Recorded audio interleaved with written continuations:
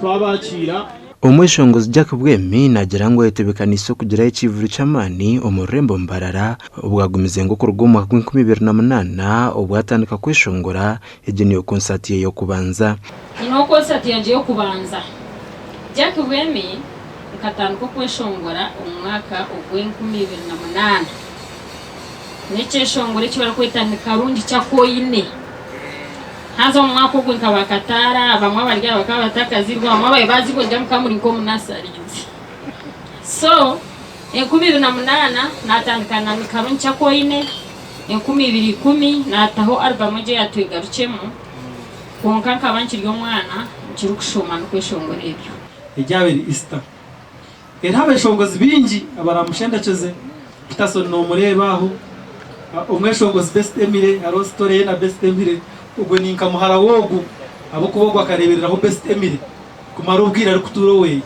so no muntu murungi nani nkigamba nimbasa kukireba abeshongoza bari Peterson nabo bayihaye kushagika Jack Bwema izoberiyo ahabo kuba baberire cyo kureberaho twumanya aho nkorera yo nenyuma kugira ngo dutekateke kugira ngo abantu baza kwanga kwijahabwe iki n'iki no because aturi na itwazaje music yeye kandi no muntu ari cooperating n'abantu abakumushyikira so mwena nimbeta mwena mwije supporting Jack Bwemi ibiro byo kwezi 20 yo kwakana nkomuringo gumu gutungura abeshongozi baburenge bwizoba Vision Group itajari yambarara TV West hamwe na Radio West nabo batire mu Jack Bwema kasente nkomuringo gumu kumushagika TV West nyenda kusima toro mishogo nkasima TV West and Radio West ahabo kunsponsoringa niyo tingene sponsors bingi konka TV West and Radio West nibo bakoze mu muhango mu concert yanjeje wije twagire umwana w'icyo Jackie abanyambarira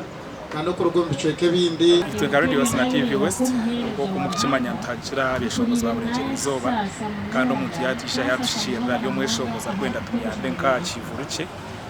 shara mutu kira tumuheme kono kiranga kandi tukabrabira music ye ngo kumukimanya tira music yabeshongoza aba kucira mnonga Jack Bwemi kandi tuhamya ngo cyo kivuru narishi e concert neza kuba successful evidence jibambetwa diriguma igensi birinduka abanyani banje Gashakwa Christopher Imswe Jinchi bana